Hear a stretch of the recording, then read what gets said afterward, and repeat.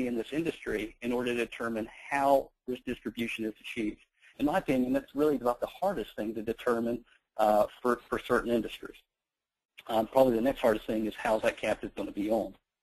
Now, let's jump into the risk-sharing pool as the primary way of meeting risk distribution. Now, what I will say is there are a lot of different pools out there. And I've been lucky enough to work at a handful of customers in my career, and I've seen some pools. I'll kind of break the pooling industry for these micro-captives into three sectors. You have terrorism pools. I've seen by a few captive managers where, again, you are sharing terrorism risk. But, again, those types of pools, I believe, are probably going to be attacked by the IRS, and one is already, because they just don't pay out any claims. The premiums are overly inflated. I think those are the most aggressive out there. The next type of pools, which are really the most popular pools in the industry, they are starting to go away from them, but there are a lot of pools out there whereby the first couple $100,000 of any loss is always paid by whoever had that loss.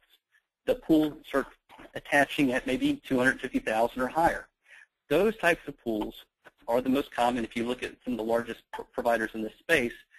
The problem is they don't have a lot of claims activity similar to the terrorism pools.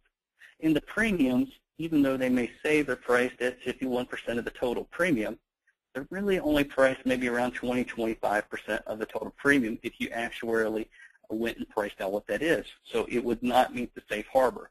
Now, the kind of the last bucket here of companies or pools out there is for pools where you're sharing in the first dollars for coverages that are more mainstream.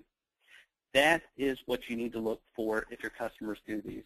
You know, we have a great program. There are other programs out there that are great as well. But you want to make sure that your customer shares a either first dollar or close to it type of policy where there is some risk sharing and claims activity occurring. Now, our pool, let me jump in here for just a second. Where the IRS is going to attack this is a substance versus form argument. If you don't have any claims in the larger pool, if everything is being paid by the captive itself and the retention point is so high that there's very few, if any, claims ever hit the pool, then it's a substance versus form argument. The best thing in the world that you can have is a pooling structure with a low retention point and where your captive, along with the pooling structure, both has to pay. That is a true insurance company. It's working. It's functioning. And there's no way that the IRS can attack that on a substance versus form issue. And that's real. I mean, they've used it in the past. So that's why Brian and I feel so comfortable with this pooling structure the way we're showing it here. Right. Brian, please go ahead. Yeah, and Scott, why don't you do the fourth polling question? And while you do that, you know, there are a few good questions I'll go through while we're waiting on those results. You want to go ahead and post that question? Yeah. Would you like to go with, have you aided in a captive formation, or is that similar to the last? Yeah, why don't we skip past that? Why don't we go to the next one? What are the most common abuses by captive promoters? Okay. You bet. So that's in there right now.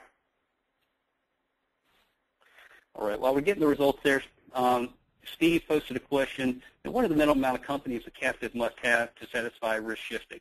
And I look at that as risk distribution. Risk shifting is more of a pricing or a shifting of risk to get the risk off the balance sheet, a slightly different issue. But I think 7 is